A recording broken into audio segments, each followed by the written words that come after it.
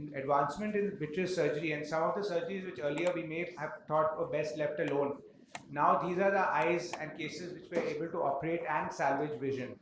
This is because of refinement in instrumentation techniques and our skills, and from things we've learned from our mentors. So this course is trying to kind of put the entire gamut of surgeries like diabetes, trauma, infection, and a lot of emphasis on pediatric.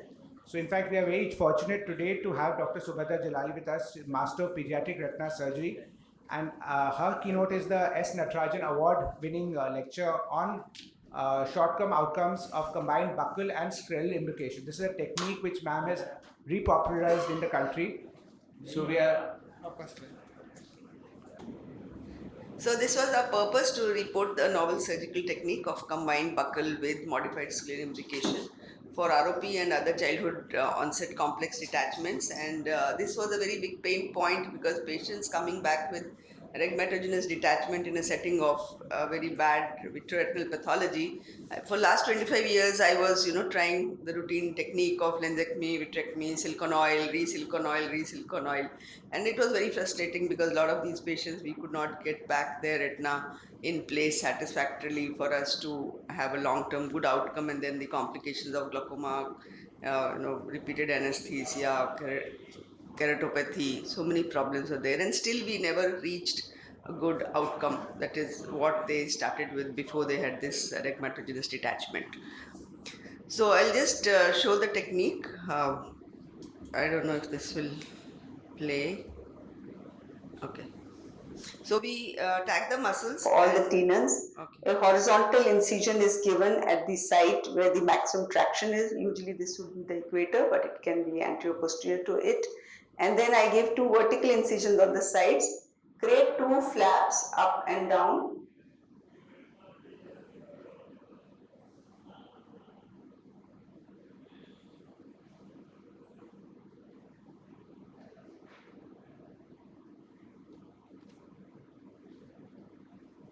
And then suture these with non-absorbable 5O ethibond or 5O Dacron sutures and make it very tight.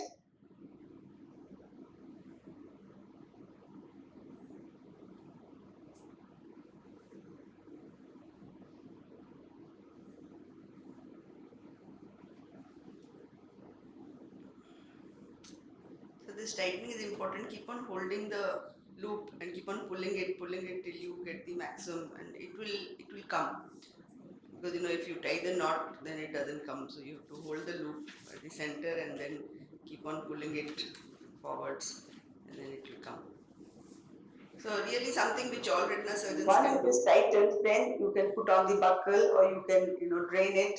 And also I always do a paracentesis in these eyes to make it soft, so that the buccal height and the imbrication can be achieved to the extent that we want. So really it's just another step during your buccal surgery. It's like your routine buccal. You don't need anything new on your table for this surgery. The idea is that this procedure, this can be done in 1 or more quadrants. The minimum quadrants I have done is 2 quadrants, and the maximum I have done is all 4 quadrants. In the initial phase, I used to... Okay, so I think that is the simple technique. So what we are showing the results is the short-term outcome of these cases, 24 eyes. So as I said, especially when there are large folds extending to the lens, you have to do a lensectomy, vitrectomy, try to remove that hyaloid, it doesn't come. So this is, one of the very prominent cases. This was one of the initial cases I did. You can see this patient has traction in the periphery just behind the lens and a lot of exudation. There's a large fold, and you can see there's so much of thinning of the retina and avascular retina in this FEVR case that if you try vitrectomy, you will invariably end up creating some breaks, and you really will have to sacrifice the lens to dissect that, and you may have to use bimanual to dissect that tissue. So it becomes all very complicated. And here, this is what the surgery does. It flattens the globe, and it also makes you put a much more posterior buccal, as you will see in the fundus photo later. So the original technique described a spindle shape cut down. The only modification I have done is made it a square. because I thought, we are not dissecting under the muscle. So if I make a spindle, that the amount of imbrication under the muscle would be less. So if I make it square, then it will be much more smoother area which is involved. So in the first 24 cases, the ROP was the main etiology, followed by FEBR, and one patient had persistent fetal vasculature with traction and reg RD, and 2 eyes had reg RD with severe vitreous abnormality of unknown etiology. And most of them had combined tractional and reg RD, and some of them were like progressive tractional RD, and there were 2 eyes with associated exudation.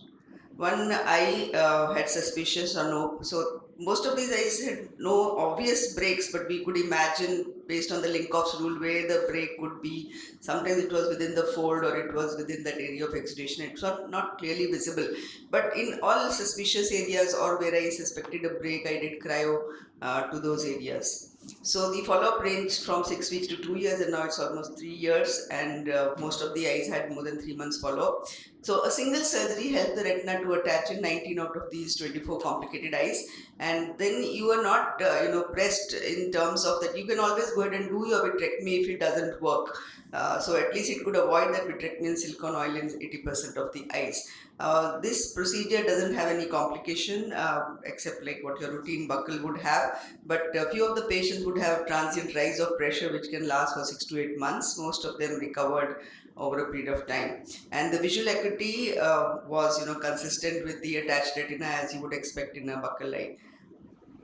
So this is to show the post-op picture. So you can see that how posterior the buccal goes and high buccal it will be, and that is the advantage of this procedure, that it covers all the areas of suspicion and also makes, if there's any break in the traction area, then it will make the break go to a higher level, so the fluid cannot pass over the buccal. So even if some break is there, it helps the retina to reattach without disturbing anything inside.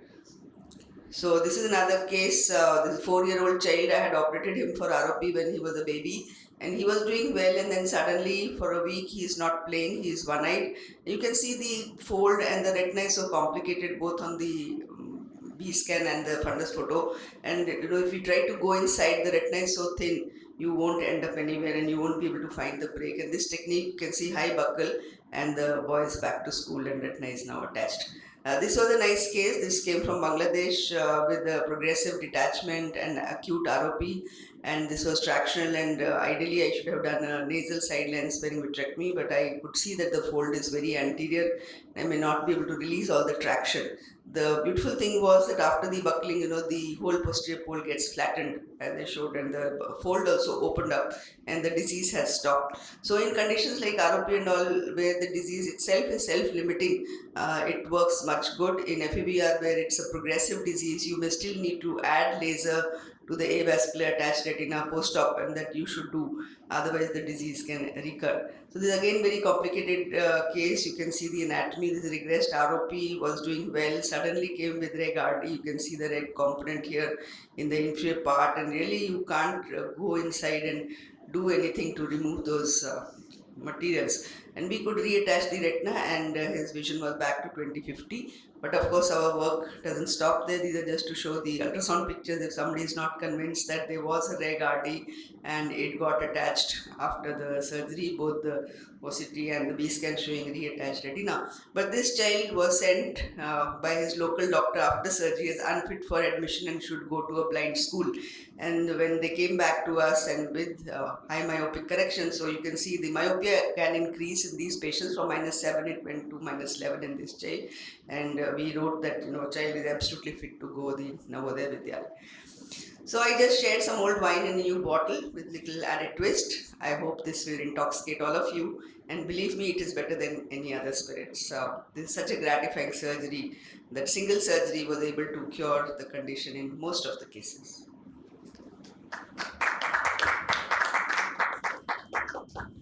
Thank you, ma'am, for that inspiring talk. Are there any questions from the audience? Yeah. Parveen? Always a great talk, and every time I have a question for you now. So, just sharing a case, I have a case which was very bad, regressed ROP, and then at around 12-14 years, she is developed an eye. So, I have done a buckle, and there was a lot of proliferation and moved that also. Oil is in situ, but on OCT, I don't see the retina fully falling back. because of the obvious shortening. Now buckle is there. So can I do this over the buckle? Yes, so in one of the cases where I had done this 3 years ago, the patient actually came back with a recurrent RD in another quadrant, and then I had to decide, should I repeat this procedure in that eye or I should do vitrectomy. So I went and opened the eye again in the buccal area, and it was nice to see what happened to this sclera over a period of 3 years. So the whole thing, you can't see that imbrication, it's already scarred, it's nice, you can redo it. So I redid the imbrication that. So that was like I had done an imbrication, then I could redo the imbrication again in another area. So definitely you can open that buccal and you can try that I'll have to imbrication. remove the buckle, do the imbrication. Yeah, and then put another buccal or the same buckle if you Otherwise, want. I was thinking, will it work if I shave off little sclera anterior and posterior and then try to suture? Yeah, so when we do this in the other reports in literature, everybody is not made a flap, so you don't really need to make flap always. You can also try to put sutures without a flap and tight. So obviously you will have to give mannitol or do a paracensis. The other thing I didn't put in this video is that post-operatively after 6 to 8 hours, I open the bandage and put them on Xalatan for next 2 to 3 weeks. So 6 to 8 hours our paracensis will work, but after that I cannot monitor the IOP. So I do put them on Xalatan, and if they're older patients, then of course I put them on Dimox for a few days. Still I'm able to record the pressure and make sure that we didn't create any CRO or anything like that. So 2-3 times paracensis on table. Now in ROP cases it would be a little difficult because sometimes they have shallow AC in some areas, so you have to really find some place to do that paracensis. But small babies I'm not able to give menthol, but older children, yeah, you can give menthol and then top it up with Dimox or topical anti-glaucoma medication. In 5 to 6 hours the conjunctiva starts healing, and there should not be any problem of opening the bandage and starting the eye drops. One question, how do you take these beautiful photographs of these babies? So I think some were Claris and maybe one was off. So how do you manage to get these pictures? Yeah, so any child who's more than 3 years, it's not difficult for them to tell them there's a video game and look inside the Optos or a Claris. For small babies, I think we already have had a presentation, and that won the best paper also. In the flying baby position, small babies. So difficulties between 1 and 2.5 years, 3 years. Other than that, if you make speculum in the eye and small babies we put speculum, and in flying baby position you can do OCT, you can do fundus photos quite well. We've published an atlas also recently. You can see that Zeiss is giving that atlas. Please take from them. Madam, I have one question. That one case which you showed where was one radial fold and one area Open. where the lower portion, the regmentation is RD. How about a radial buccal in that area versus your scleral? So radial buccal will not open that fold. See, I tried to guess like what happens. So if you have a paper boat or a Gandhi topi and you press it from 2 sides, the bottom will open up. But if you put a radial buccal, there's no way that the bottom is opening up. So this bottom is opening because you're pressing on the sides. Just imagine a Gandhi topi, if you do like that, then what happens? The base opens, right? So if you press 2 sides, you're pressing on circumferentially, then it opens up. But radial buccal will only take care of that area. It will not help to reduce the traction all around. So these folds are not single traction. It's a vitreous body which is creating that fold. It's a 3-dimensional fold. It's not a 2-dimensional. Thank you Okay, so so much. please try this and get back to me. Mahesh is here. He shared his video, so he showed that they don't put a buccal. They only do the imbrication. So that may also work. I don't know. I didn't try that. I'm happy putting 42 band or 240 band in small babies and 287 or something in older patients. So I feel that is giving me more buckling effect. But even the imbrication alone may work in some cases. Thank you, ma'am. It was an excellent discussion after that. So we move on, and I think the bugbear of many of our operation theatres is cases with morbid proliferative diabetic retinopathy. So I invite Dr. Gagan Bhatia to speak on managing morbid PDR in the OT.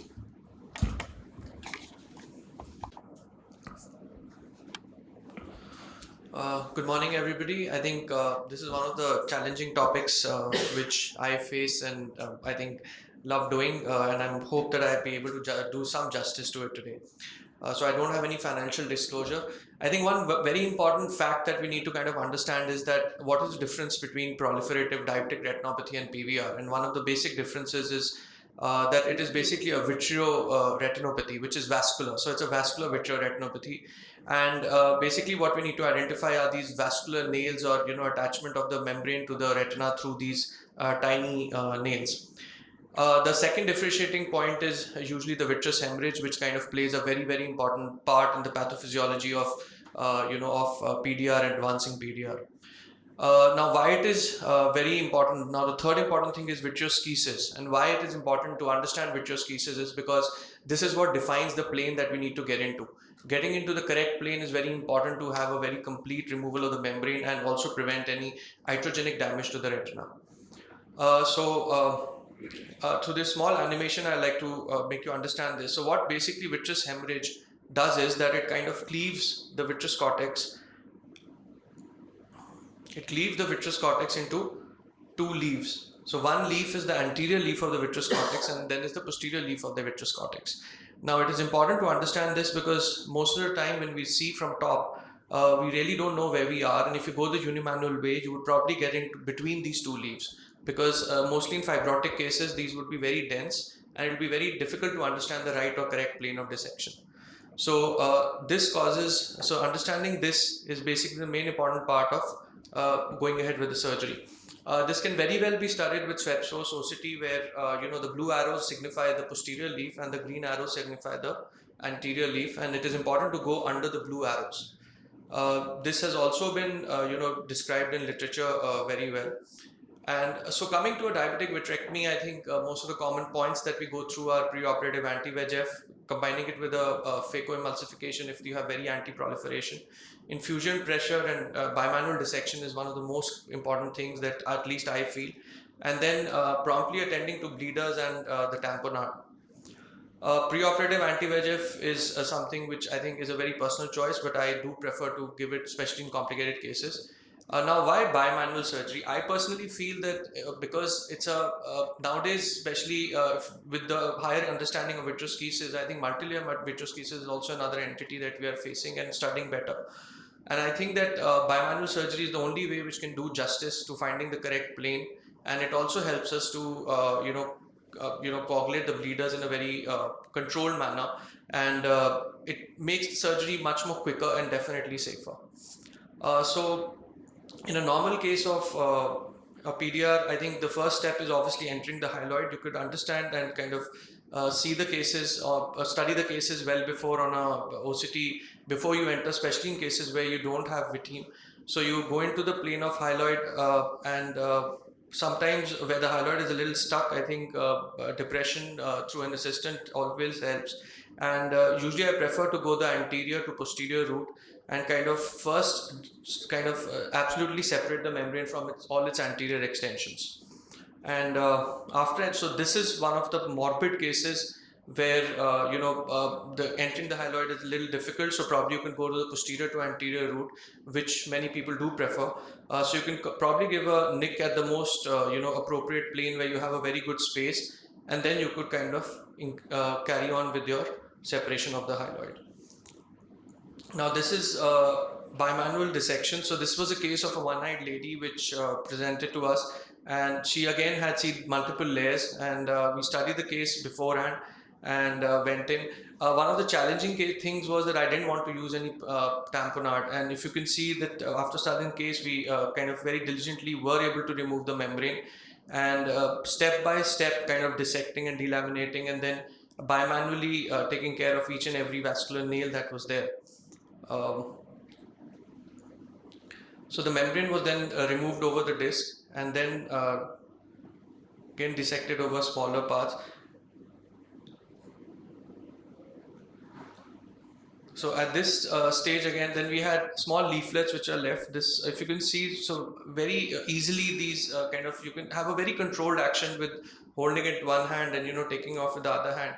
There are certain situations where you could end up with a bleed like this. I think cutter in one hand and forceps in the other hand helps, because cutter takes care of the hemorrhage and clearing the field. I think it's important that you first clear off the field, and then this again is a bimanual way where you can hold the flute needle in one hand and kind of use the cautery in the other hand to very carefully kind of take care of the bleeders.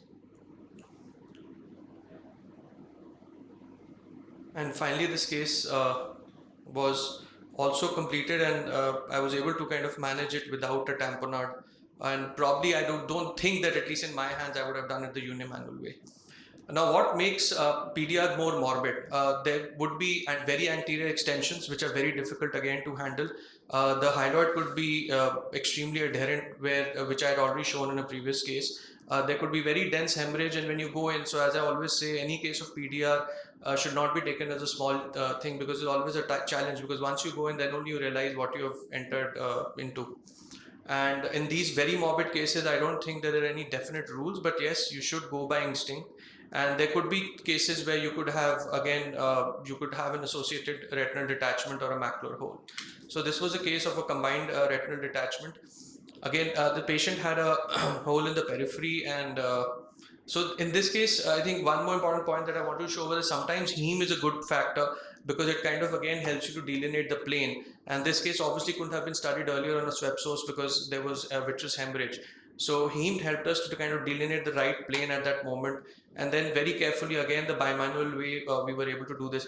I think unimanual, again, because of these funny undulations of the retina, I think it is, at least in my hands, I don't feel that even with a 27 gauge cutter I would be able to kind of go in and do justice. Probably, increase the traction and cause another break somewhere else. So ultimately the membrane was taken off, and if you can see, the inferior nasally was that a tiny open in the periphery, and ultimately the case was completed and the whole membrane was taken off. Then this case I'm showing because of, so this is basically a very thin retina again. It was I hope the rating is right, because I just did it last night. And so the very atrophic, very thin retina. And again, I was hoping not to create any break over here, and because again in a thin retina you create a break and you'll have to end up with probably oil, which I don't want to use in these cases. And secondly, they usually have these casts, and so again in these cases I think bimanual always helps, because it does not cause any shearing force on the underlying retina when you are kind of going into the planes and kind of dissecting the membrane. So again, very careful dissection was done, and one of the reasons why I wanted to show this case was later in the case. So ultimately, like the other cases, I think bimanual surgery was the way forward.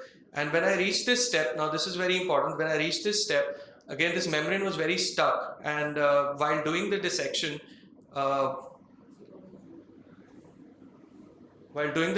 I think I had this bleeder. Now I was very petrified was that, I don't want a very thick heme, because while removing it, I'll create a break. And the bottle height was obviously increased, and now you see what happens. And there is one break which caused inadvertently. So this is, I think in PDR surgery, I think it is important not to lose your cool in the middle. And I forgot that the bottle was very high, and it just snapped the retina over there. So this is one of the reasons why I wanted to show this case, that I think it's important to be very attentive all the time. So we were, I think, able to finally finish the dissection, and as I always say with bimanual surgery, the chances of forming a break are less, and there was no other kind of break which finally formed in this case. But yes, because of that small slip at that moment, and I had to end up with a tamponade. So then you could also have situations like these where I think no rules apply.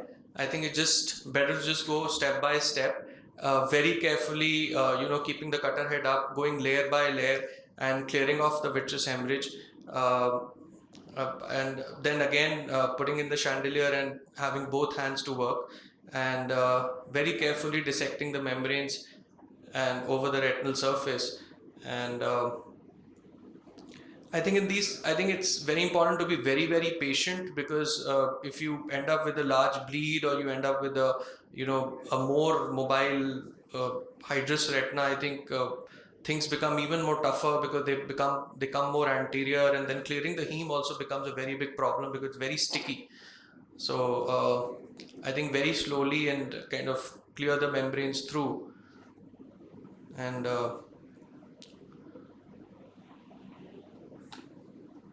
I think ultimately settle the retina. So I think to summarize, I think just adhere to the surgical principles, however simple or tough a case appears. And I always feel that PDR is one very challenging situation, and it is always better to adapt to the plan and alter the plan according to what is the need at the spot, and definitely be very, very patient and persistent in these cases. Thank you. Thank you, Dr. Gagan, the beautiful videos and presentation. Any questions from anyone? Please go ahead.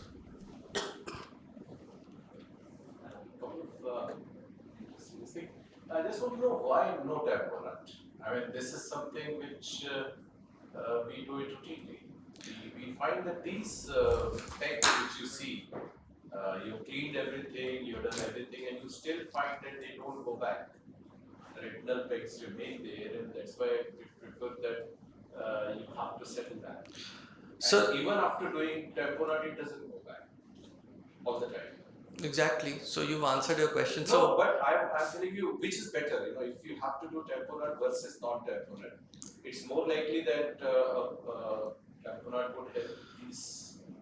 so actually these are the cases. If you have very carefully studied your retina and post the surgery, and you're very confident that you don't have any iatrogenic break over there, and there are no shitic breaks also. I think these chronic TRDs do settle with time. And under tamponade, I've had one or two instances where probably out of scare, maybe I've put the tamponade, and then if you end up with a bleed again, removing that becomes very difficult, especially with oil. And I think short-term gas tamponade really doesn't help in these cases. And usually these cases have the other eye is also affected, and they're usually uniocular, especially the advanced cases, the morbid cases. So if you can end up without a tamponade, I think I would prefer not putting a The tamponade. purpose is that even if obscure breaks, which we have not been able to see it on table also. No, if you have a break, you have to put. There is no other, but then you have to take out all the traction also. We have to. That's very important. I mean, taking off the traction is very, very important. There is no this thing in that, but I think major the dictum usually the surgical principle is no hole, no tamponade. yeah. If you have any doubt, please go ahead. Yeah, if you have a doubt, you do put it. No hole is in inverted commas. How are you sure that So if you have after a doubt, extensive surgery of that dimension, you are sure that there's not a hole? And these most of the times microbes. you would be able to gauge you are experienced, you have done amount of the surgical intervention that you have done, amount of dissection that you have done. But anytime you have a doubt that you have a break, or you could have a break, or there may be a sciatic break, you can go ahead and do a tamponade. But tamponade is not to reattach a chronic TRD, that it will settle No, down. it's just to keep it there. And like I find that these patients improve over a period of 1 month, 2 months, 3 months. That's what happens. Thank you. Any tips for the panel? One is if the optic nerve keeps bleeding, and secondly, if there's a flat bleeder. If it's raised bleeder, there's no problem, but a very flat bleeder. So, any tips? So first of all, try and use preoperative anti-VEGF if possible. So patients who have got very highly vascular problems, it is better to plan for anti-VEGF and then do the surgery, because then your bleeding becomes a little less. During surgery, if there is flat bleeders, you can raise the bottle-light as he has shown and wait for some time. It may get coagulated. Or I sometimes also do cautery to flat bleeders also. I don't actually touch the bleeder, but just keep the cautery very close to the bleeder and do. And sometimes these bleeders may stop with that cautery. Little caution about whenever you are using the posterior to anterior route. Whenever I am using the posterior to anterior route, I am very careful, because the moment you dissect over the disc, that is something you are not going to be able to control with lot of things, and then your surgical time has to be very, very quick, because otherwise if you start bleeding before you have done your healing, then you are in a difficult situation. MPS, sir, any tip from you, sir, about bleeder control during diabetic? Because I think with that National Board of Exam, you get a beautiful talk on diabetics.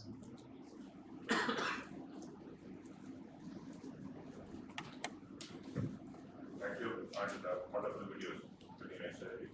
Pretty much the same thing, raise the bottle height, and if in case you can use bleed and drop it down the eye, so that the vitreous cavity is clear enough for us to see where it is bleeding. And if you have to do cautery under eye, there should be a little film of fluid for you to do cautery, otherwise purely under eye it doesn't work. Other than that, like dissecting under the correct plane, so dissecting under the second membrane increase the risk of bleeding, and even with the bleed, it can contact. So if it's not dissecting under the correct plane, then that little fibrous tissue is there, the part doesn't work. Okay.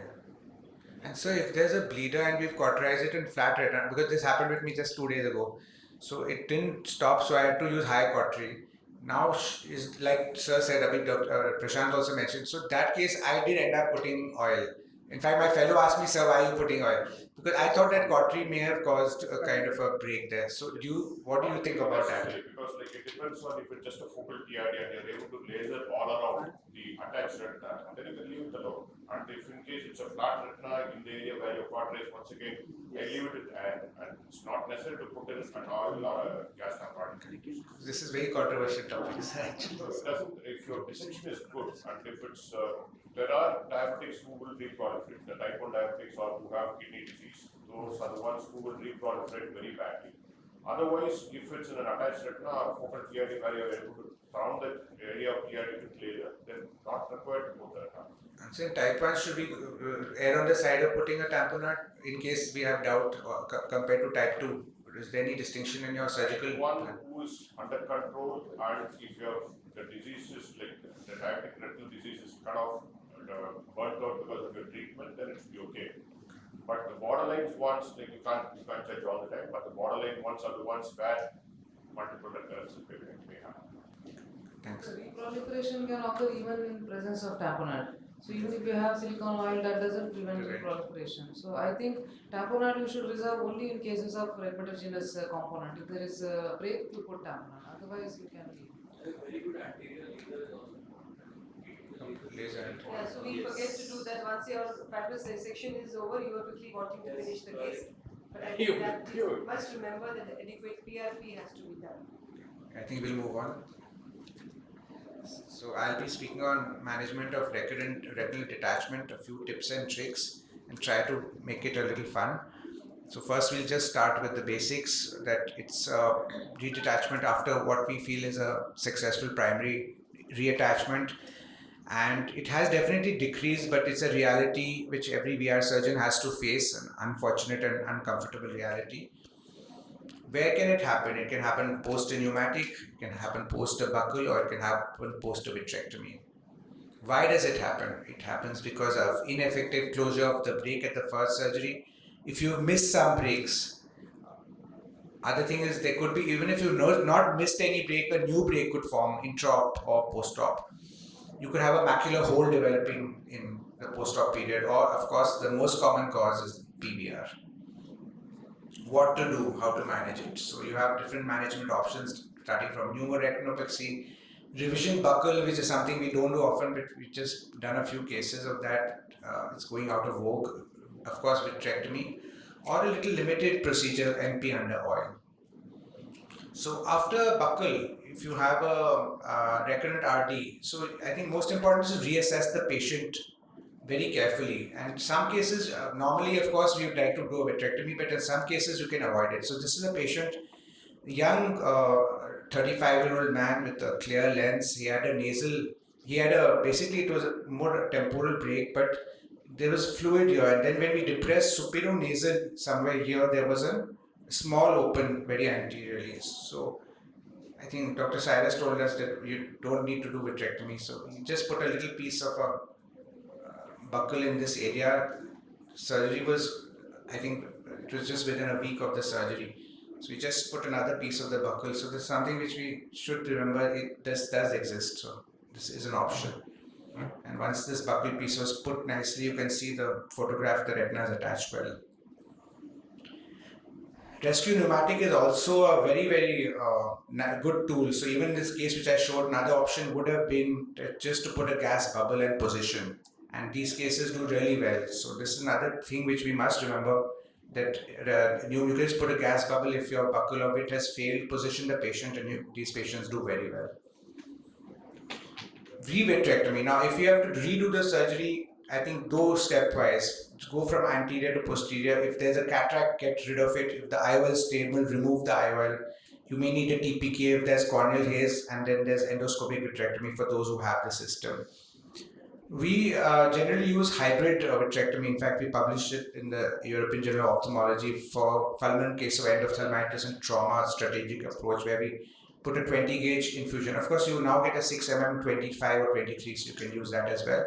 Also important is to put a buckle. Why put a buckle? It relieves the circumferential and AP traction and isolate the peripheral retina from posterior retina.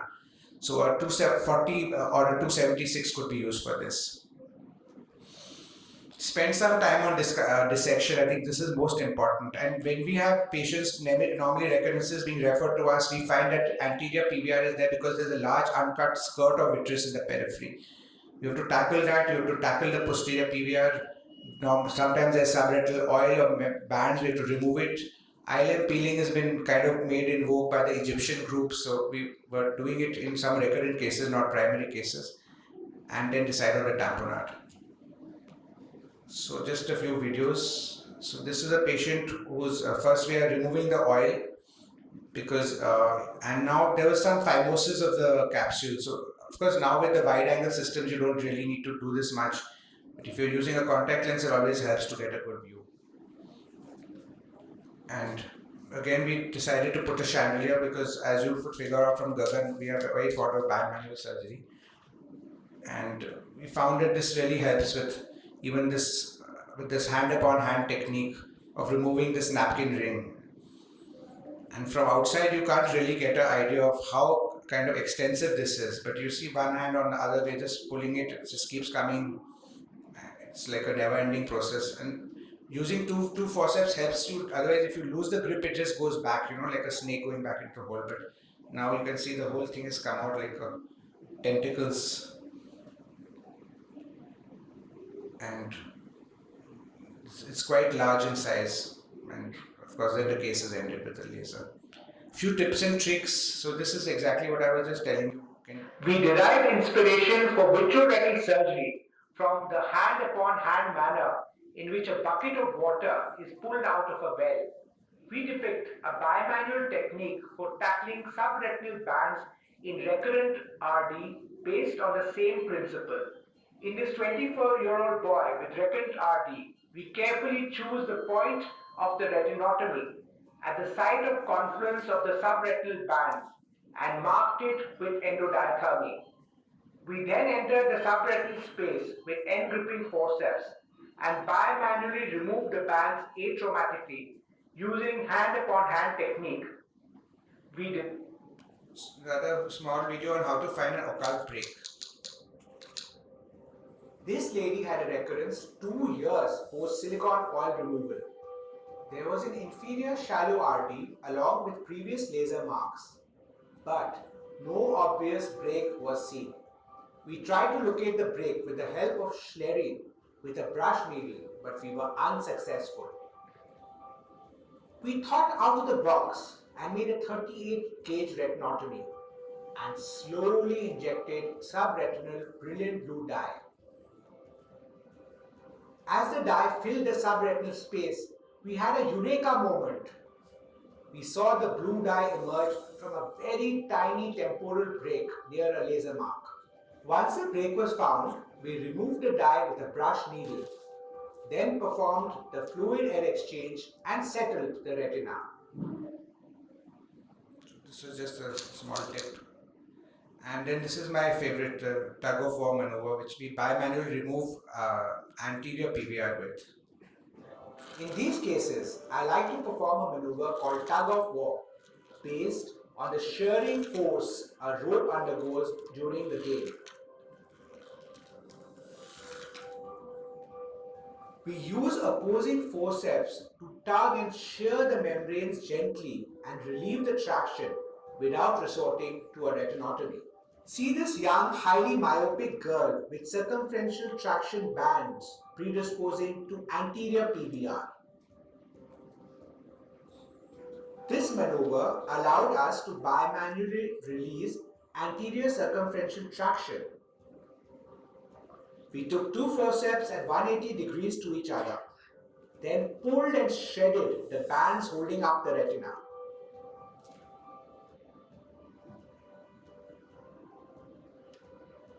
Once the bands were separated from the underlying retina, they could be safely trimmed by the vitrectomy cutter. As the traction was released, the retina fell back and settled without requiring any retinotomies. This is another very short clip on similar. I think it's a similar. Yeah, so showing. Again, this is the traction holding it. So sometimes you like to cut the retina, but this way, and this along with the buckle, to supplement this with a buckle, so you kind of spare the retina. And this was published in IGO, and I think in Dr. Indranil Saha sitting here, he was my fellow at that time, so he's the second author of this publication. So this, and we're trying to widen this is useful in pediatrics and all also, so we're trying to use it in other cases. This is one more video of a patient with combined posterior and anterior PVR. So here, generally our approach is that we kind of tackle the posterior membranes first, try to open this up. And first, I mean, you can, basically cutter is useful, but it's not that safe initially. So you kind of loosen the membranes, get a little space, and then your 25 gauge cutter, or if people are using 27, we are mainly using 25, that can be inserted. And if you are very anterior, this is just to show that you can just do these maneuvers under the microscope. So this is a bimanual maneuver under the microscope. This is very anterior kind of PVR, so we're just cutting with the scissor. And then once we release it, we can use the cutter safely and we settle the retina. How about membrane peeling under oil? So in these cases, if there's just focal posterior PVR, we can connect the infusion to oil infusion. Of course, we learned this in SN in our fellowship, and I think all our gurus are here, they taught us this. And with this, you can release the traction and you do a fluid silicone exchange to settle the retina. So I think this is one case which has got oil in situ and it has some. It looks pretty bad, so we were wondering whether we could get away with this. So we did membrane peeling under oil, and then we it was too much traction, so we dissected it. Right hand you have the scissors, left hand you have forceps. Gently keep on releasing it, and the extent of the membrane you don't realize initially, but it looks like a single, but it has a sheet-like kind of configuration. And then you do a fluid silicone oil exchange to settle the retina. Some cases we are also using Denseron or heavy oil. It's not really available, but we've managed to get some of it. It is very useful for patients who are not able to do prone positioning for whatever reasons, especially very elderly patients or patients who can't do it because of their occupation. And it is important to remember that we have this surface of the lower retina periphery, which is the real problem in all these cases, because the oil bubble doesn't really come there even in spite of positioning. And what happens is a mixture of aqueous and growth factors called PVR swoop forms, which causes proliferation of inferior PVR. So this can be used in certain patients with especially, so lack of time, I'm not showing any videos of this. But please remember, this is not a substitute for doing a good job or removing traction. And superior retina is an issue when we put this. So just to conclude, this is a busy algorithm, but I think just simply, if you just look on your right side, if you have a recurrent RD post silicone oil removal or with gas, then you just have to do the whole hog. You have to do revitrectomy, membrane peeling, endolaser, belt buckle, and oil. In an oil fill eye, you can assess. Now, if you find that there's just an inferior break there's no PVR, you can just add a buckle or put delimiting laser. If they're focal membranes, then you can do MP under oil like I showed you. But if there's PVR, band sclerosis, again you have to do the whole thing. You have to remove the oil, peel the membranes, and add the tamponade. Thank you very much. Thank you, Daraius, for a very nice talk and excellent videos. Any questions? I think we can take a few questions at this time. Yeah, Indranil. Good morning, sir. Always a pleasure to learn from you. Sir, I had three questions. One, as you said, the ILM peeling in cases of recurrent retinal detachments. So, do you keep it, sir, for all the cases of recurrent RD? And a sub-part of that question is referring to the previous talk of Gagan, sir. Do you also do ILM peeling in all the bad tractional TRTs, diabetic TRTs? So I think in cases where I'm doubtful whether the posterior hyaloid is out or not, then I do ILM PG, because once you remove ILM, you can be sure that the posterior hyaloid has been removed. So that's more the thought process behind ILM peeling than just going after the ILM. Diabetics originally we're not really advocating it for diabetics, although I've been doing it in a few cases now. But I'm like, Diabetics, I feel they usually have a very spongy kind of a retina, so would not prefer to do an ILM. worried about de-roofing a whole if it is cystoid macular edema. But in a diabetic case, if you're a little doubtful that there is a scaffold of the posterior vitreous cortex left, I mean, sometimes when you have removed that, you feel that you get that shine, and then post-op, when you are like seeing the patient, you say there's an ERM there or a macular pucker. Yeah, but then you could probably use a contact lens and go closer and just see if the membrane is there and then analyze. You could use the dye to kind of assess, but then as a general rule, I know there are people who do go in for I ILM think peeling. Personally, I would not. in cases in retina, you should always remember one principle: do only as much as necessary. Yeah. So you don't want to spongy retina, macular edema. You don't want to convert that sketic retina into a macular hole and then do ILM peeling and inverted flap. It doesn't work. So I think if you feel it's not necessary, just leave it alone. Do only as much as is necessary. Sometimes in heterogeneous retinal detachments, especially early PVR, when you are there seeing and you feel that this may end up having a recurrent RD, those cases probably doing an ILMP would not just prevent recurrent RD, but the epimacular proliferation can be avoided so that the post-op visual recovery is good. So those cases sometimes, I consider an ILMP if I feel early PVR which is there, so that makes sure that any early membranes are taken care. But then now slowly we are moving again from, there was time when we were advocating ILM peeling for every case. Now we are talking of minimal vitrectomy and reattaching the retina with that. So then, somewhere in between your balance has to be obtained. So studies have not shown any difference between ILM peeling and no ILM peeling for PVR formation. But as Dr. Parveen said, for early PVR you can try doing ILM peeling. But where there is advanced PVR where the posterior funnel is closed, the entire macula is crumpled up, and there is no point in doing ILM peeling. And as it is doing ILM peeling also is going to be difficult. So in those situations, I think do not bother. In early PVR, if you want, you can try.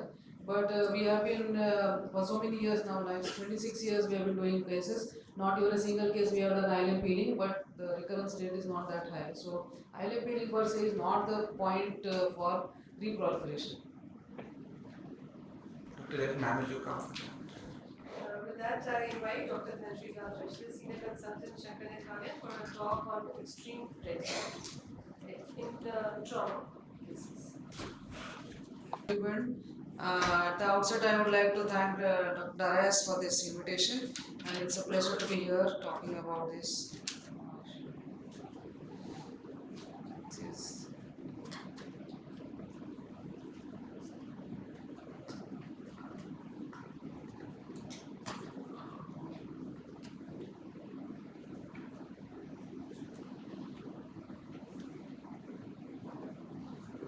It's taking a little time, maybe if there are some questions, we can just go ahead.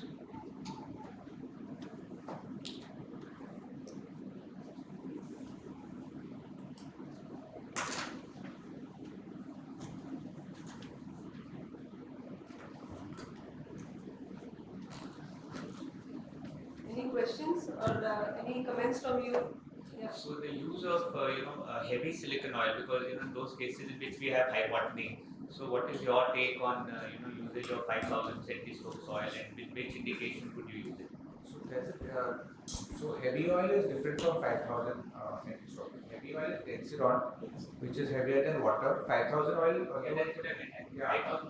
5,000 centistokes, I think is a very good idea because less emulsification. So cases which have hypotony, we can put it and leave it for a long time. And in fact, interestingly, we have even left Demystifying in certain patients, not out of choice, but because of certain situations. And Demystifying extra did not cause that much inflammation. So I think this is something which everybody is very scared of using it because of inflammation. But the latest literature is also showing that you can leave that also. So if you personally ask me, I have been operating and not very fond of 5,000 centistoke soil. You can use it if you really want to, but then hypotony is usually because there is no aqueous production in there. If there is no aqueous production, your normal 1300 centistoke soil is not going to emulsify. So we have seen 1300 centistoke soil stay inside the eye for a long period of time. So I don't think the basic thing is no aqueous, no emulsification. Whether it is 1300 or 5000 may not make too much of a difference. Yeah, if you plan that you may want to keep it at 6 months, 7 months and remove it, you may need it for that period of time and then you're planning to remove, then 5000 may give you a little bit of extended duration than 1300. Emulsification will start a little later. So anything from your side? Any different opinion? I think most of us believe that if there is hypotony, it is not going to really emulsify faster. I think we are ready for your talk now. Any idea how long we can keep perfluorocarbon inside the eye? So we have left it. When it's an inoperable eye, I have left the perfluorocarbon inside the eye. Whether it damages the retina or not, but like you have not let any corneal complications or anything else. That's not as severely impaired eye as it is. It's a blind eye where I have not left it. Another surgery the patient did not want. Left the PFC in place, and you can see the PFC in the active chamber touching the end of the gift. Not as though it processes corneal decompensation. Anything worse than it is not worse. I think 2 weeks or so is definitely people have left, and I think sir has mentioned longer period of time also. Yeah, it may improve the prognosis of these patients. Will it improve the prognosis of these We have left the perfluorocarbon for component purposes for nearly a month, month and a half, and nothing worse. Earlier, I think there were studies where it was inferior retinal atrophy. We have done a couple of patients where OCT has been done. Problem is, pre or OCT we can't do these patients because it's a detached retina. So post-operatively compared it to superior and inferior retina, we haven't found that the retina to be any thinner in the component area. I think the problem starts happening in one of my cases when we had a very bad RD and we had put oil, few bubbles of LPSC which remain. Now that, when you give the prone position to the patient, it's going to touch the cornea. And when you try to remove it under supine, then you have to go all the way down to remove it. So there you have to strike a balance as to what you would want to do. So there, that LPFC will be in contact, especially in 885. Then you may have to consider oil removal early so that the cornea can be protected and the prone positioning has to be removed. You can remove on slit lamp with the OPD. The patient's are faking patient. Yeah, you can do that. You can do the bubbles because you can sit down, use because this comes off as a 30 gauge needle or 26 gauge needle. So you can use a 1cc syringe, go immediately and aspirate it. yeah, so that is easier on the slit lamp. Because if you make the patient lie down supine under the microscope, it will again go down. So you will have to then combine with the whole oil. Very sorry about the delay. I had kept the PowerPoint open, but somehow the computer played up. So I'm going to talk to you about demystifying vitreoretinal surgery in extreme cases of trauma.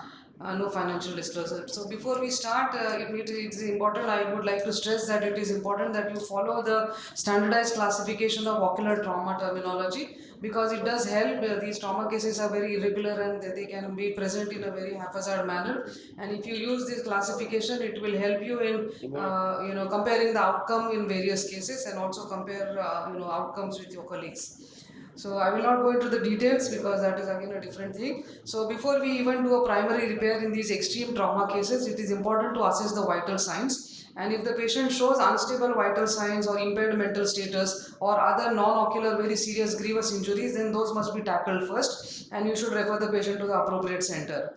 If otherwise the patient is okay, you can examine the eye and look for the globe rupture on the slit lamp or an external torchlight examination. If it is still uncertain, you can use the imaging such as CT scan or ultrasonography. And if there is globe rupture, then surgery has to be done. If there is uncertainty, then in that case you can take a call whether an exploratory surgery has to be done in case there is a very strong suspicion of globe rupture. Almost all patients require a second surgery in terms of vitrectomy, but what is the time of this vitrectomy? So should it be done at the time of primary repair?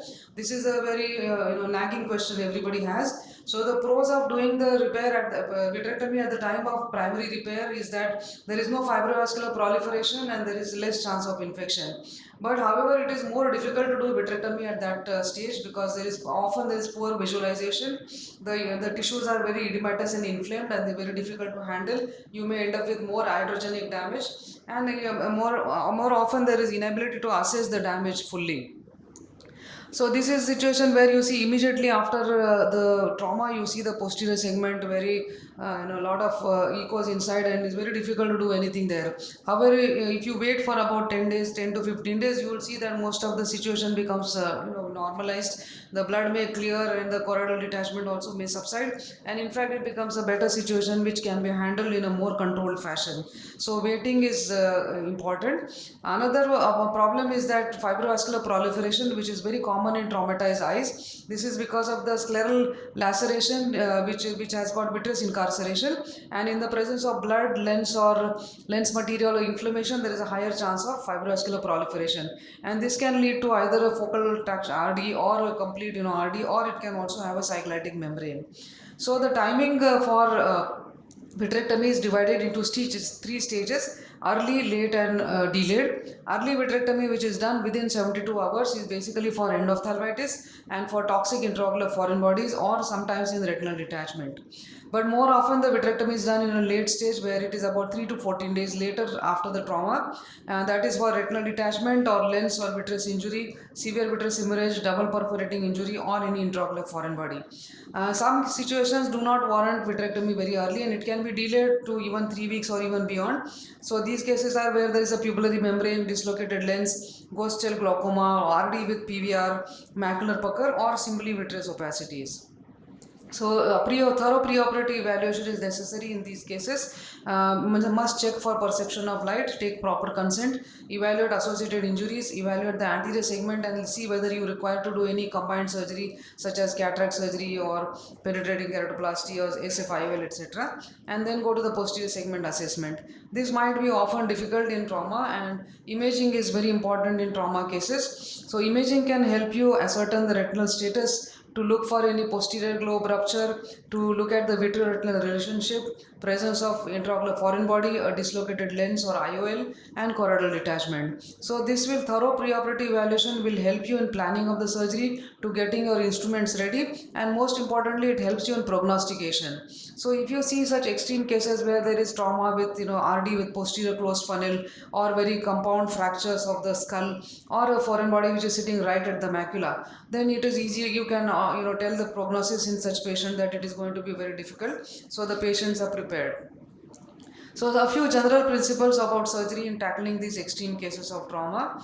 So often the cornea might be very much damaged like that, but you will see a good fundus through some clear area. So don't hesitate in doing surgery in such cases. Most important is to have a waterproof wound before you start your vitrectomy. So check the wound which is there, and if it requires a resuturing, then don't hesitate to resuture. So here you can see after removing the incarcerated iris, there is actually a gap in the wound, and this will give a leaking globe. So it might not, your vitrectomy might not be easy. So better to do resuturing of the wound before you start your vitrectomy.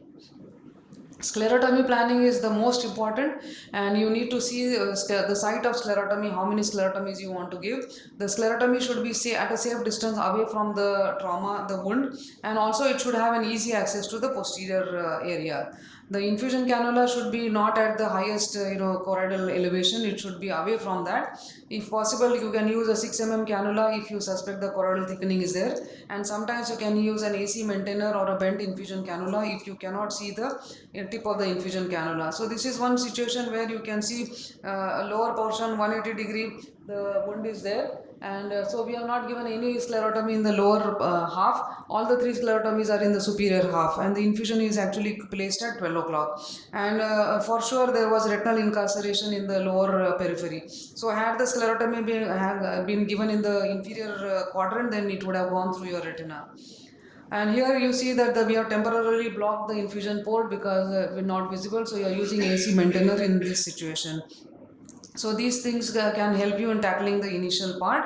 This is one case of extreme trauma where you can see we are using an MBR knife basically, and I'm using the old-fashioned sutured cannula here because there is a suprachoroidal hemorrhage. So as soon as you give the sclerotomy, you will see this blood-tinged fluid which flows out, and this cannula we are using, so the tip has to be visible.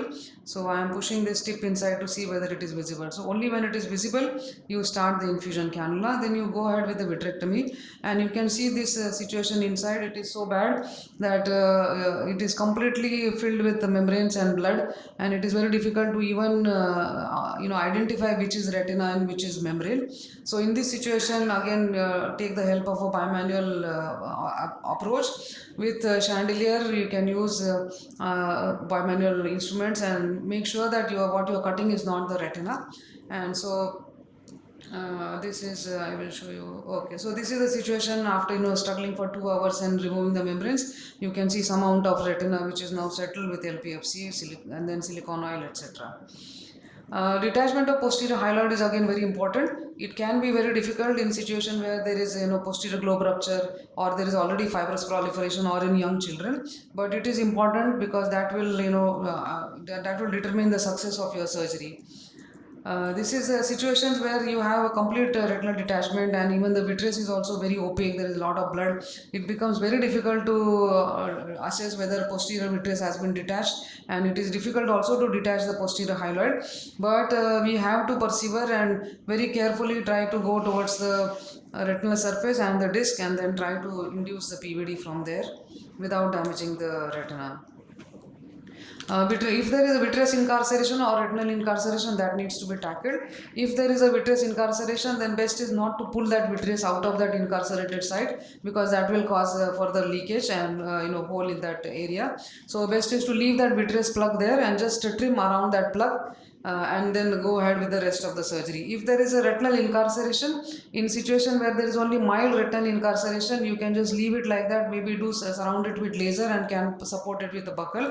But if you have a very severe retinal incarceration with a lot of pucker, then you need to cut around that incarcerated area, like here it has been shown. So do a retinotomy around that and do laser with LPFC silicone oil. So there are some proponents like such as Dr. Ferenkun, who even believe in cutting the entire choroid also around the incarcerated site, because he feels that that prevents reproliferation from that incarcerated site. However, there are some situations here which I have operated with large retinotomies have been done. I do not do any choroidotomy, but the situation, the chances of reproliferation are not that much. But again, I would say it is an individual decision. Intraocular foreign bodies is part of trauma. 18% of posterior segment trauma can have associated foreign body, and imaging is very vital in case of foreign body. Foreign body removal is necessary, such as in reactive foreign body where you have iron or copper, which can lead to hydrohidrosis or chalcosis and lead to degenerative changes later on. Non-reactive foreign bodies such as glass or plastic, sometimes the small pieces can be left behind which are floating in the vitreous, but they can cause mechanical damage and you have to address them. Vegetative foreign bodies can lead to infection, so again they need removal. But before you do IFB removal, you need to consider a few factors: the location of the foreign body, whether it is intravitreal, on the retina, or it is subretinal. What is the nature of the foreign body, whether it is magnetic or non-magnetic, and what is the route that is most likely to be successful in removing the foreign body, whether it is anterior through limbus or pars plana or sometimes posterior. So this is a small algorithm which can tell you if you have foreign body. If you have intravitreal foreign body, remove the vitreous anterior and behind the foreign body also. If the foreign body is magnetic, then you can use a magnet. If the foreign body is less than 5 millimeters, then you can enlarge the sclerotomy slightly and remove it through the sclerotomy itself. But if you have a non-magnetic foreign body or if you have a large foreign body, then you may have to remove it through the limbus. In this, sometimes a clear lens also might have to be sacrificed in this situation. If you have a foreign body in the retinal surface and if it is encapsulated, do not try to dissect this capsule off the retina because it is impossible. You can just cut the capsule and tease the foreign body out of the capsule. Sometimes there can be retinal holes, so these need to be lasered before you remove the foreign body. And if you have a foreign body in the ocular codes, then sometimes it is easier to go posteriorly behind the globe through the external approach and remove the foreign body and then put a buckle there. So these are two cases of extreme trauma. Here you see a large bullet which is being removed from the eye, and we have done a complete penetrating keratoplasty for that reason. And once you remove the foreign body, you can put the graft back in place. And this is the second eye where this is the third surgery within a span of few days. Already previous surgeon has tried removing the foreign body but unsuccessful, and this is a large glass foreign body which I am trying to remove. So this, you can see a large glass foreign body which is like a cube, very difficult to even hold the foreign body. So the foreign body forceps had to be fully widened or open to fold the foreign body. So once the foreign body is held, bring it anteriorly. I am cutting these sutures which are already there and go through the limbus, and with visco cover try to remove the foreign body through the limbus. So I will go ahead. Suprachoroidal hemorrhage can be associated with extreme trauma. This requires again consideration for removal. Massive suprachoroidal, but however you have to wait for about 2 weeks for the liquefaction to occur, and after 2 weeks you can plan for a suprachoroidal drainage, and associated retinal detachment needs to be tackled with further vitrectomy. Systemic steroids are often helpful in controlling inflammation in this situation. Post-trauma endophthalmitis is actually not in the it's an entire session, entire talk altogether.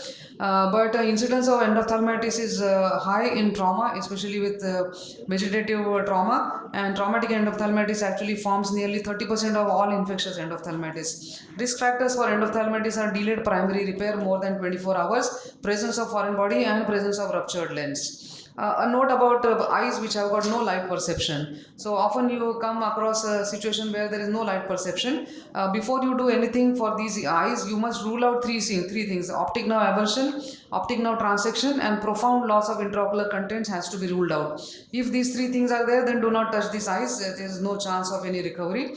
However, sometimes a no PL status can be there in a situation where there are children involved, or where the patient has an impaired cognitive state, or sometimes in dense hyphema or dense vitreous hemorrhage, dense suprachoroidal hemorrhage or RD, sometimes the patient may report no PL.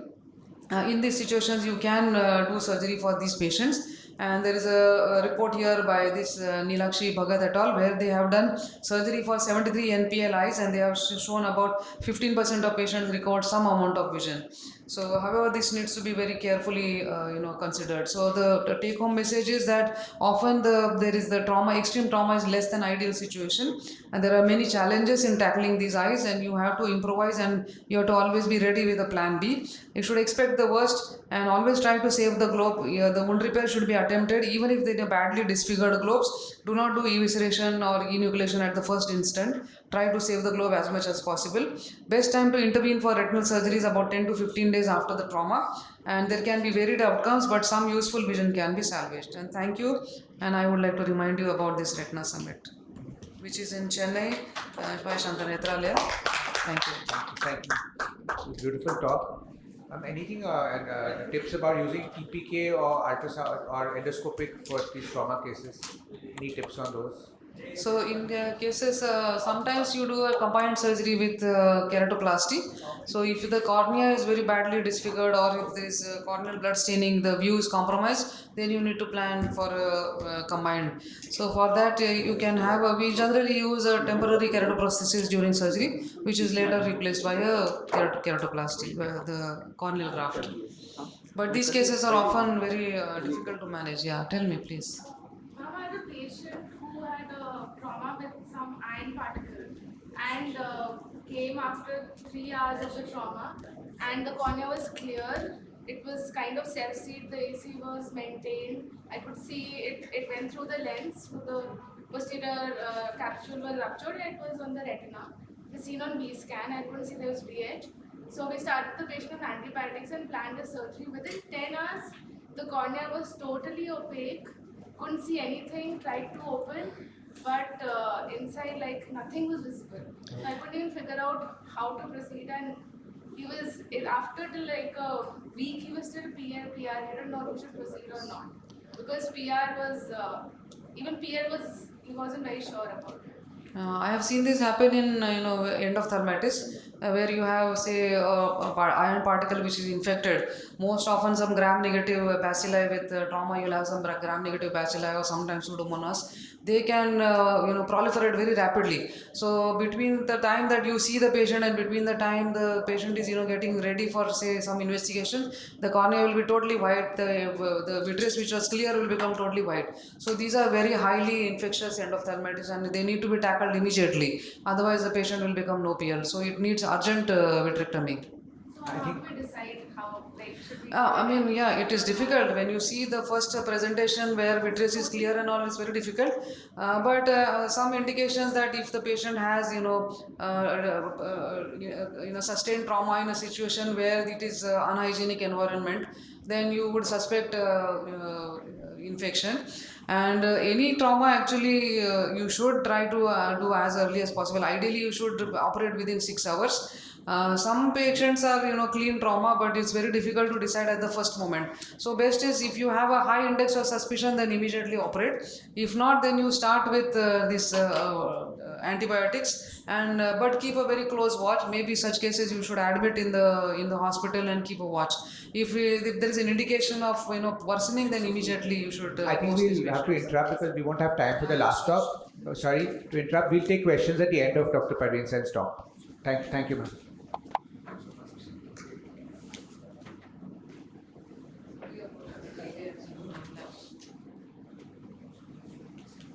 So I thank the AIOC and DARAIUS for the invite.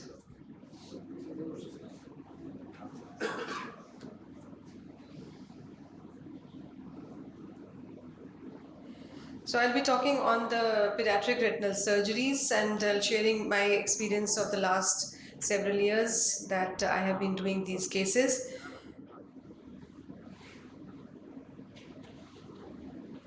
So just a small reminder, the children are not just small adults. It is not only the size, but it is also they are different from adults in many other ways. The anatomy is different, the eyeball is small, the length is small, the lens power is different, ciliary body is not formed. So various issues are there. This is because the eye is still growing and this growth is not uniform. You will have the 80% of adult posterior segment would have already been achieved, but yet only 20% of the adult size, especially in the posterior segment. So there's a differential growth as well, so you can't predict as to what will be the size as compared to the look of the eye.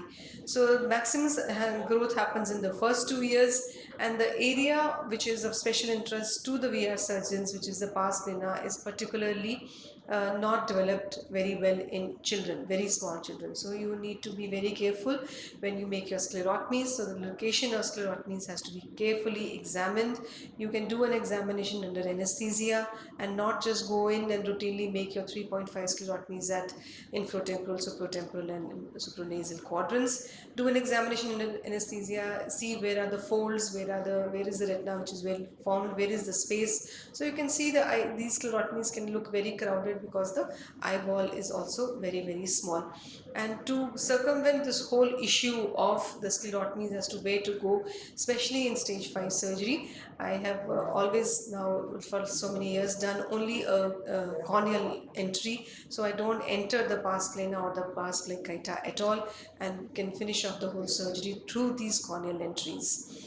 Scleral rigidity is very less, so I do not hesitate to take a suture. Almost 90% of the people who are doing pediatric surgeries, they suture their sclerotomies. So we do take advantage of MIVS because small instruments do help, but because of the small space and low scleral rigidity, the torque of the infusion cannula is seen. The sclera is too thin to support, the eye is too small to support the infusion cannula. So you'll have to secure the infusion cannula and make sure that it doesn't get distorted or displaced while you are proceeding with your surgery. So you may need modification of the technique, which is what I'm showing here. It is nothing great, simple. This is you can use a combination instrument as I'm using here. This is a combination of light pipe with infusion cannula, which is together, so that you need to make one sclerotomy less. And when I'm making the supratemporal sclerotomy also, you can see that as I insert the trocar, there is already no space supranasally to do anything else. So here, instead of using the trocar in situ, I remove it and I enter directly with my instruments through this opening. And obviously once you have done that, they definitely need to be resutured. And use of combination instruments, various combination instruments are available now, and special set for pediatric cases is also available. And this is again to show you how this lens sparing vitrectomy we can do very carefully. You cannot even go through directly with the, this is another of a combination instrument, but we cannot go directly into make a biplanar entry or something. Since you are planning to suture, there is no space to go biplanar. I go directly in, and anyway I'm planning to suture later, so I don't try to make a self-sealing incision. So scleral buckle remains a very useful kind of a surgery for pediatric cases. We saw in the keynote address as well that going inside and doing a pars plana vitrectomy may not solve the problem in all cases, but here is also the scleral buckle has its issue, that since the eyeball is increasing in size, you cannot leave the scleral buckle or any buccal element in situ for a long period of time, especially since maximum growth happens in the first 2 years. By the end of the first year, you may have to remove the buckle. You can see this case, patient was lost to follow-up, came to us back at 4 years, and see where the buckle has gone. So very difficult to remove these cases, but still buckle may be the only option. You can see the peripheral retinal detachment which is there, and in the previous case that I showed, that was retinoschisis. So when you have retinoschisis, you can see this is no real fibrovascular proliferation or anything, but because of the inherent vitreous which is so abnormal, there is schisis, and this can be very easily supported by a peripheral buckle. The aim of surgery in these patients is different. We do not induce PVD. So this small diagrammatic thing that I have made, it shows that you have to cut these points of attachment, which is lens to the disc and the lens to the ridge and ridge to the ora, and these membranes are very nicely seen in this video, how these traction lines develop, and then these in future consolidate to form your fibrovascular tissue. So this has to be trimmed, and once you do that, you can actually leave the retina to fall back. Small children, the retina is very elastic. It can actually fall back without your having to induce a PVD or going inside with the tamponade. Just to show you an example, you may all feel that stage 5 or stage 4 ROPs, they don't do well. Over the years, almost 2 decades that I have been doing pediatric surgeries in Shankar Nethralaya, this is a collection that you have. These are some cases like 4 years, these are some like 5 years, some done in almost 10 years ago, and they are maintaining. They are well attached. These are post 4, stage 4, some are post stage 5 as well. So even though the results are dismal in some cases, you can really give the benefit of vision to a blind child. But again, need for long-term follow-up is a must, because here sharing example with you, 17-year-old child who had undergone laser and bell buckling for ROP and later on came back to us with RD. You can see there was a break at the edge of the CRA. The CRA was large, and this can happen in some cases of ROP, you would have seen. And this was actually we could see that the break was at the edge of CRA, and then I had no choice but to go in and operate, and vitreous was again very sticky, had to be removed, and this then was well attached following laser silicone oil removal as well. So these cases can be very difficult and very challenging. This is one of the most difficult cases I did. This again was regressed ROP with child had undergone LSV with bell buckle and came back with reproliferation, falciform fold with a recurrent RD, and we had to do vitrectomy and reattach the retina. This is for 3 months post-surgery. Child is maintaining some useful vision. Reproliferation, this was very unusual following laser photocoagulation only. You can see the child came back at about 9 years of age with extensive epiretinal membrane proliferation. It was very vascular and had to be removed, and post-operatively patient is doing well. Difficult to induce PVD in these cases because you can see it remains vascular throughout. It's not that the ROP is gone and the retina vitreous is okay. Vascularity remains, multiple holes, macular hole, all this will add to your problems. And Not to forget that in pediatric cases, you may have underlying congenital defect, in which case each case behaves differently. So an XLRS RD is going to be different from a coloboma RD. Just to show you an example of X-linked retinoschisis, you will end up doing a inner wall retinectomy. Because of positive time, I'm not going into the full videos here. Choroidal coloboma will behave differently, and this is another very unusual case. Had a RD in a buophthalmic patient with the lens also fallen into the vid cavity. I had to do a 360-degree RR because the eye was going on enlarging and it wouldn't have held. We had a recurrent RD following reattachment. FEVR we can talk about in a separate IC altogether, but few things: asymmetrical presentation, laser is the mainstay, buccal may be required in some cases, and buccal usually is the best option. Avoid doing a pars plana vitrectomy. You can see the falciform fold, the traction lines. These cases do not do very well with the pars plana vitrectomy, and buccal is the best option to be done in these cases. Trauma, Dr. Dhanshri has already covered, but exaggerated response can be seen in children. And not to forget the exudative RD, Coats disease, and this last very unusual case, which we published also, had an exudative retinal detachment in a patient of retinopathy of prematurity at about 1 month of age. And following treatment, this settled well. No surgical intervention was necessary.